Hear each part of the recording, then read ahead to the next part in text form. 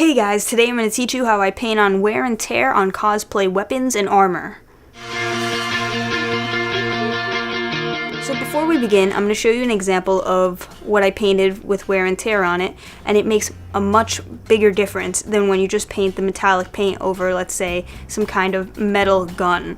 So here's some pistols I did, and yeah, if you just had the silver metallic, it doesn't look like metal at all. So the wear and tear is really important when you're making your own cosplay weapons and armor. So let's get started. So what do you need to paint on wear and tear? Well, first up, if your armor or cosplay weapon is metal, I use the Dazzling Metallics Deco Art Acrylic Paint, which you can find at your local art store.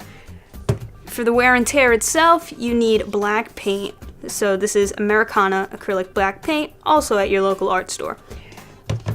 Most important thing to apply the paint with is paint brushes, and there's two kinds that you need. You need a sponge brush and one with a soft, wide tip, none of those fine point ones.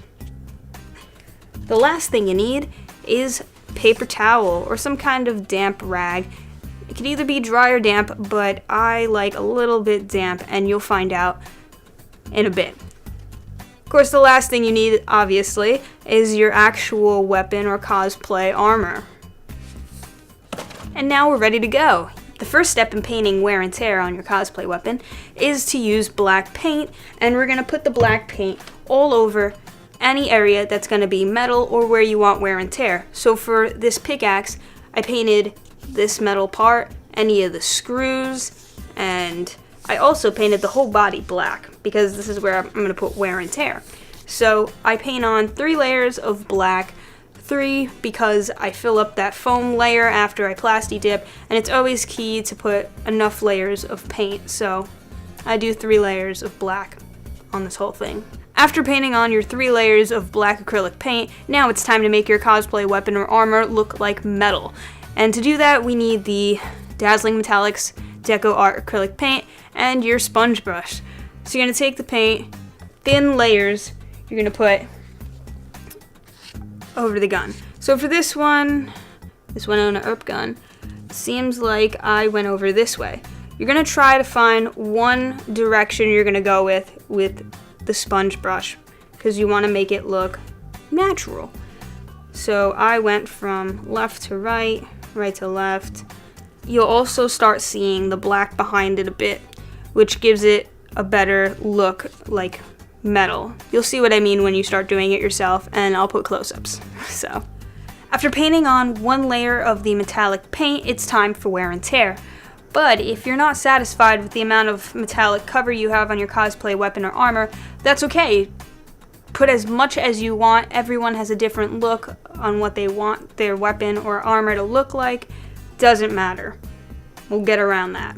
Now for wear and tear, you're going to take the black metallic paint and your damp or dry paper towel or rag and your soft tip brush. So take that little bit of black paint and dab it in one part of one crevice. And then right away, you're going to take your damp paper towel or dry paper towel and you're going to wipe where you just painted. This will leave some black paint behind, and it'll give it kind of that wear look. And everyone has a different preference for how much wear and tear actually goes on your cosplay weapon and armor, but you always put it in the crevices and wipe it away. The amount that you wipe away is up to you.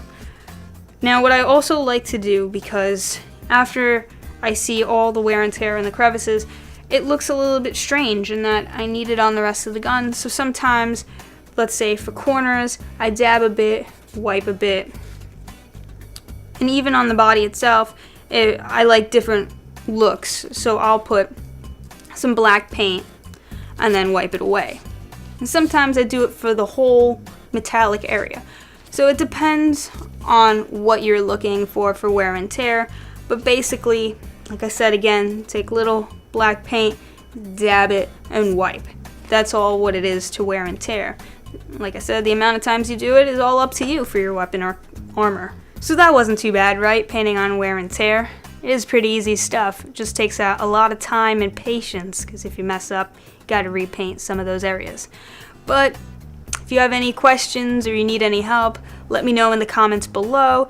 If you need help with cosplays and what to do on the next step after painting, or even all the way before that and how to make them, check out my tutorials on how to make cosplay armor and how to make cosplay weapons.